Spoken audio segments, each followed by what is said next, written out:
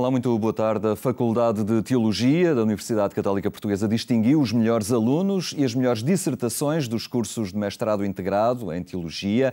Uma delas fala do lugar da literatura clássica na formação do homem cristão e no pensamento de São Basílio de Cesareia. O autor está connosco, é o padre Miguel Vasconcelos, com quem iremos conversar logo após os temas da atualidade religiosa.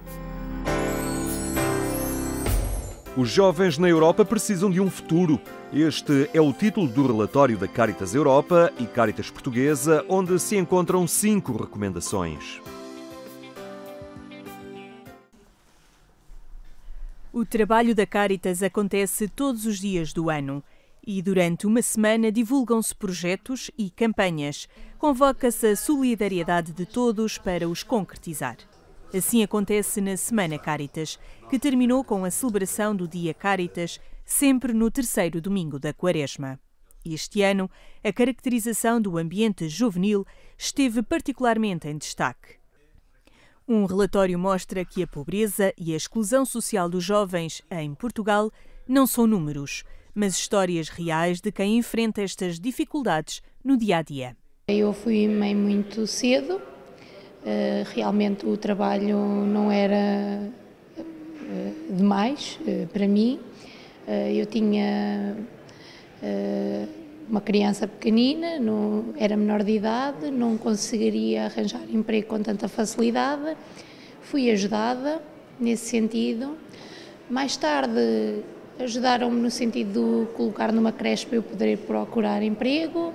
Visto as minhas qualificações escolares, a oferta de emprego é muito vaga, eu não tenho o 9º ano completo, ainda está incompleto, tive que procurar mais na área da restauração, cafetaria, nunca consegui nada muito extraordinária e pronto, e a minha vida tem sido esta. Basicamente não consigo evoluir noutro sentido sem ter estudos. Fazem-me falta. Uma experiência na primeira pessoa que aqui dá rosto a muitos jovens em situações similares. Quase todos os dias, nas mais recônditas paróquias ou espaços de atendimento que são criados, aparece sempre alguém. Se não é o jovem, é a mãe do jovem. E já temos, em algumas Cáritas, uma dinâmica só para trabalhar com jovens nestas circunstâncias. E, portanto, o que este relatório tem são testemunhos de jovens, tem testemunhos técnicos que acompanham os jovens e que eles próprios também estão a entrar em situação, muitas vezes, de algum desânimo, por ver as expectativas, a vontade, as sinergias e tudo a ser desperdiçado. Uma realidade juvenil com poucas oportunidades de emprego e empregos precários, elevado abandono escolar e sobrecarga com os custos de habitação. É apresentado neste relatório que surgiu como necessário e urgente. Não é uma consequência da crise, porque jovens, nestas condições que nós identificamos, já existiam antes da crise, ligados, amarrados a um problema que o país ainda não encontrou a estratégia eficiente para resolver, que é a tal pobreza geracional. É uma urgência que não diz respeito só aos jovens, portanto todas as pessoas, todos os trabalhadores, de facto hoje correm riscos num tempo de uma economia que é fortemente selvagem, mas claro que os jovens muito mais, porque como diríamos em linguagem médica, não têm ainda grandes resistências, não têm defesas. E refletir sobre isso é fundamentalíssimo. Além disso, aqueles 3 grupos que a Caritas tanto valorizou, que são os desempregados, os estudantes pobres e os portadores de deficiência, esses, por natureza, estão muito mais afetos à possibilidade de pobreza. Portanto, toda a reflexão neste campo é fundamentalíssima. Outra preocupação são os recibos verdes, a falta de proteção social e os baixos salários dos jovens que hipotecam um futuro, com difícil acesso à habitação e constituição de família. Los jóvenes a veces llevan 10 años con contratos precarios, prácticas, los cartão verde aquí en Portugal que es o los recibos verdes, que son, es una forma de subcontratación, se crea como un instrumento para crear empleo autónomo, pero sin embargo se abusa fraudulentamente de este instrumento, no para crear empleo autónomo, sino para subcontratar a personas en condiciones laborales muy malas. Promover níveis salariais dignos e prevenir a precariedade laboral. Facilidade no acesso à educação. Dar oportunidade de habitação e desenvolver uma estratégia nacional para promover a participação cívica dos jovens. São as 5 recomendações do relatório Os Jovens Precisam de um Futuro, apresentado pela Caritas Europa e pela Caritas Portuguesa.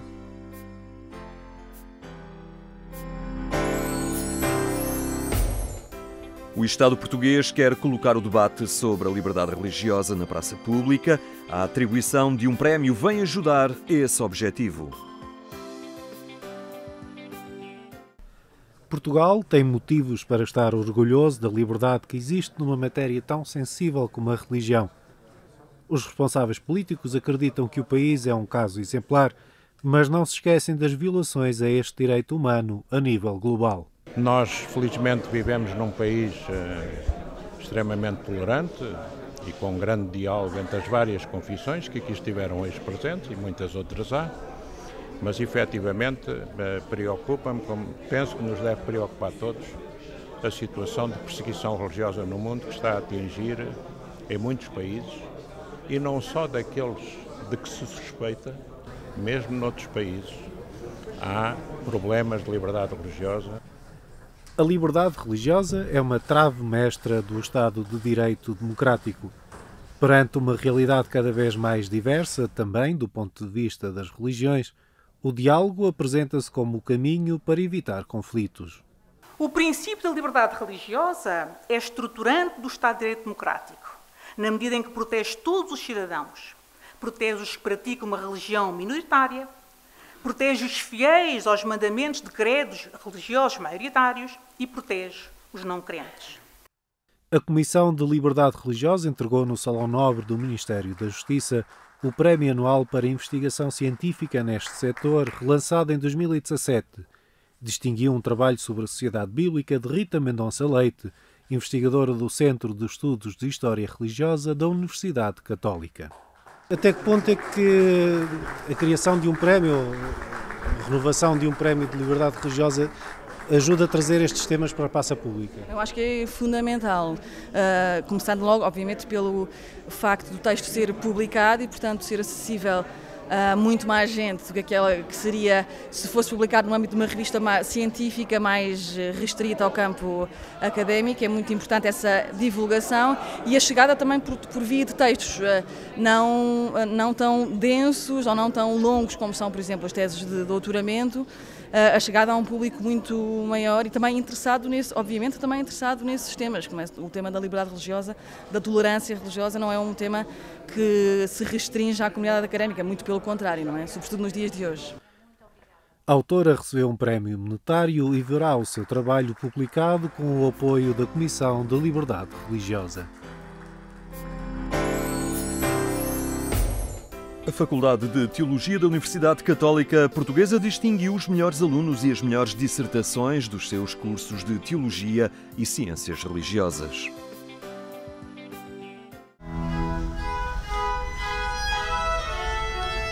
Há prémios para os melhores alunos, também para os investigadores da Faculdade de Teologia da Universidade Católica Portuguesa. No fim do mestrado, doutoramento ou de outra proposta formativa, a sessão solene de bênção e entrega de cartas de curso e diplomas aos finalistas da Faculdade de Teologia é sempre um momento histórico para cada aluno, mas também para a instituição.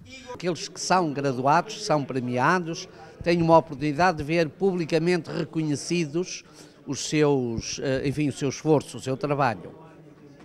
Para além dos graus, também é muito comum as instituições académicas atribuírem prémios àqueles alunos que se distinguiram ou pela qualidade dos seus trabalhos, ou pelo percurso feito, ou pela investigação que, entretanto, já começaram a realizar.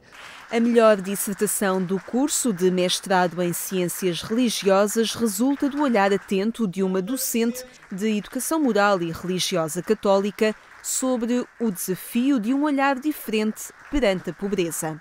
Há muita preocupação pelo eu, pelas marcas, por ter a minha qualidade, sem perceber um bocadinho o que é que se passa à volta. E como estava numa escola, de alguma forma, com alunos com um nível económico um bocadinho mais elevado do que o normal por onde eu tenho passado, percebi que era urgente e que esta disciplina pode dar um contributo muito grande nesta tomada de consciência. É uma área que carece muito de investigação, porque nós temos uma presença assinalável no tecido escolar em Portugal de religião e moral, mas ainda falta um know-how consistente que só pode ser tornado consistente a partir da própria reflexão da disciplina ou da área disciplinar. A unidade letiva 3 do 6º ano de escolaridade tem como tema a partilha do pão. Do trabalho de mestrado resulta a proposta dos alunos elaborarem um projeto, desenvolverem as capacidades e competências para perceberem como a diferença se opera. É de facto uma proposta de pedagogia do serviço em que são os alunos a detectarem na comunidade algumas falhas, algumas necessidades e trabalhar em prol disso. Portanto, a proposta é um bocadinho esta, na sala de aula, perceber a comunidade que temos, que grupos.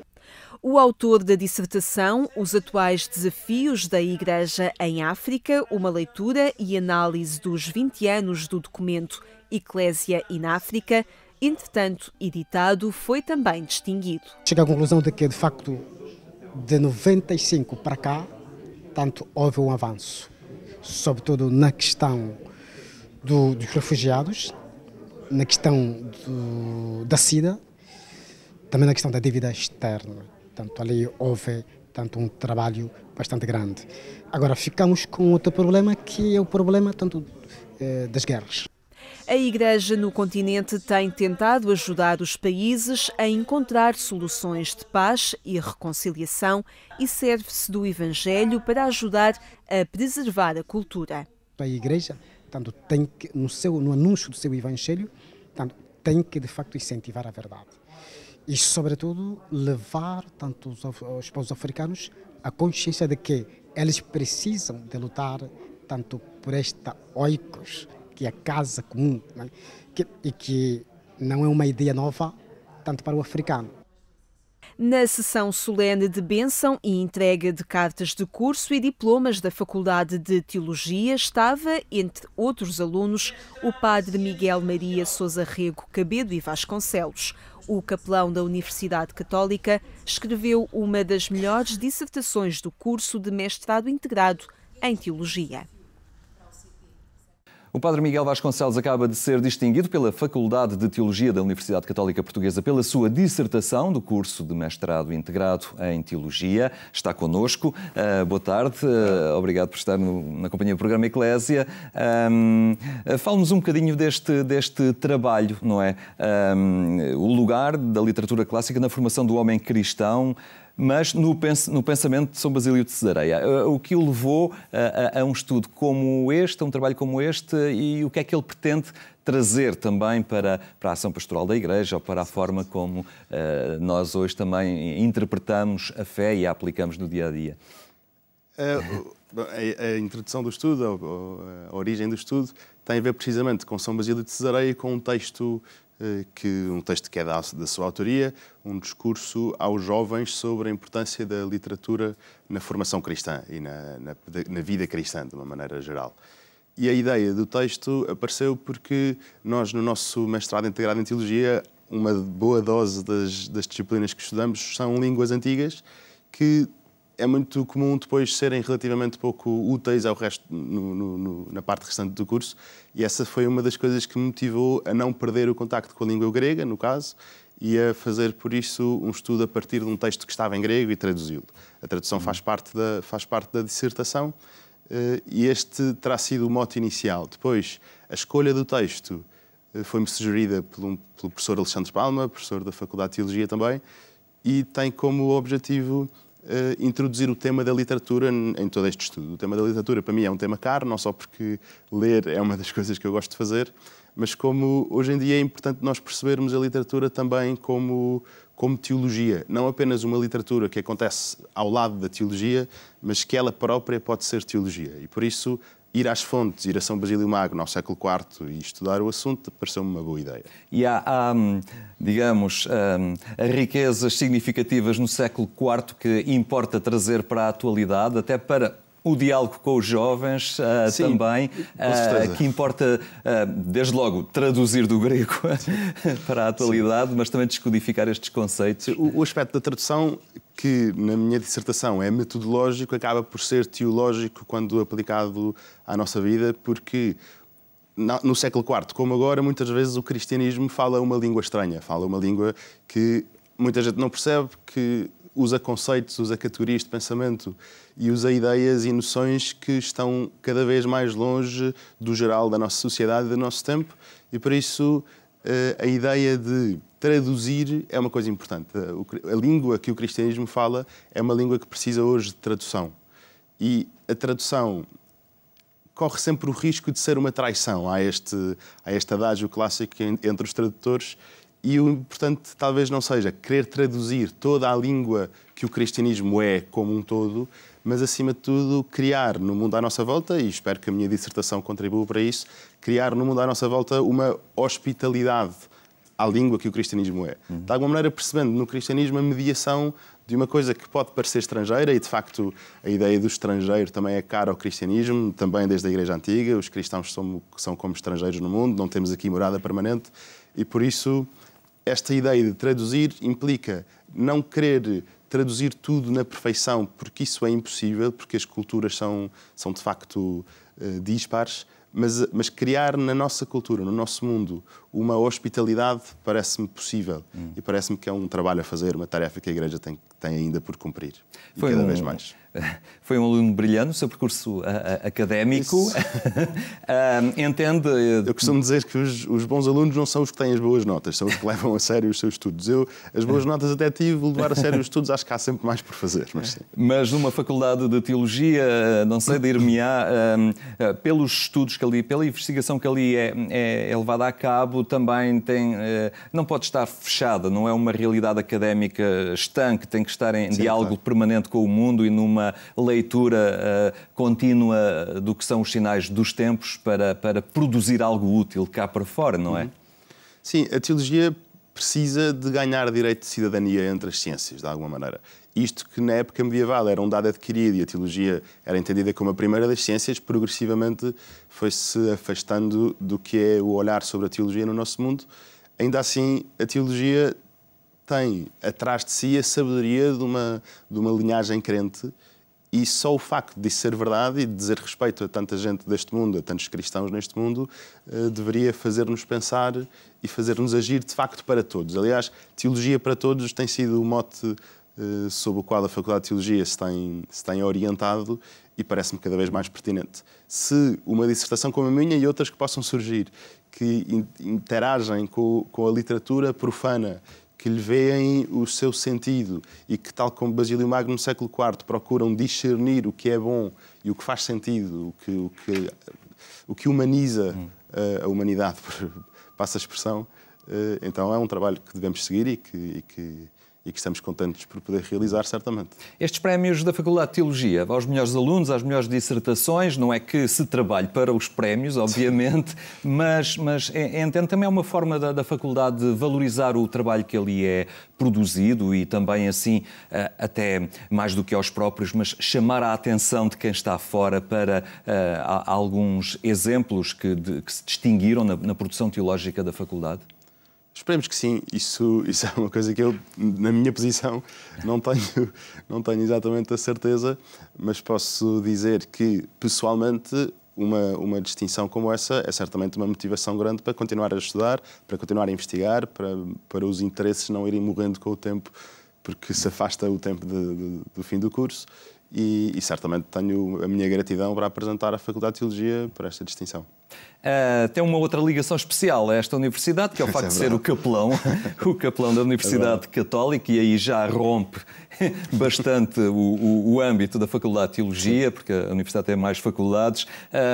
Para terminarmos um bocadinho já na reta final da nossa conversa, como é que vai estruturando também esta sua presença, esta presença de Igreja numa universidade que, sendo católica, todos sabemos que é frequentada por alunos não crentes e das mais diversas proveniências. Eu aí recorro ao discurso que o Papa Francisco fez quando recebeu a representação da Universidade em outubro passado. O Papa Francisco diz claramente que por trás da sabedoria de um professor católico e, portanto, por trás da sabedoria de uma Universidade Católica está a sabedoria da Igreja. E essa sabedoria é útil no mundo. Se, como capelão, eu puder ajudar a que essa sabedoria que a Igreja tem acumulada ao longo de 2 milénios possa chegar aos crentes e aos não crentes, então parece-me que o meu trabalho na capelania está a ser o que se pretende dele, o que se espera dele. O diálogo dizendo de outra maneira, a universidade é um mundo muito grande, a Universidade Católica é um mundo muito grande.